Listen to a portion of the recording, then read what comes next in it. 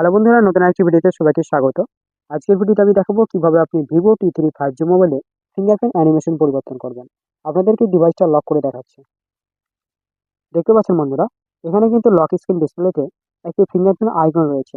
এই fingerprint icon animation এবং তার সাথে ফিঙ্গারপ্রিন্ট রিকগনিশন অ্যানিমেশন কিভাবে পরিবর্তন করতে হয় সেটাই শেয়ার করব। এখান থেকে ফিঙ্গারপ্রিন্ট আইকনে ক্লিক করছে। বন্ধুরা দেখতে পেলেন, আমি যখনই ফিঙ্গারপ্রিন্ট আইকনে ক্লিক করলাম তখন এক ধরনের অ্যানিমেশন হলো।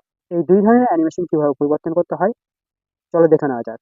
তো ফিঙ্গারপ্রিন্ট অ্যানিমেশন পরিবর্তন করার জন্য আপনি কি করবেন, আপনার মোবাইলে থাকা সেটিংস অ্যাপ্লিকেশনটি ওপেন করবেন।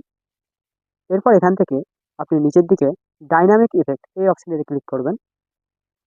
এরপর ফিঙ্গারপ্রিন্ট আইকন অ্যানিমেশন এখানে ক্লিক করবেন। এখান থেকে আপনি আপনার পছন্দের মতো ফিঙ্গারপ্রিন্ট আইকন অ্যানিমেশন পরিবর্তন করে নিতে পারবেন। এরপর এখান থেকে নিচের দিকে ফিঙ্গারপ্রিন্ট রিকগনিশন অ্যানিমেশন এখানে ক্লিক করুন।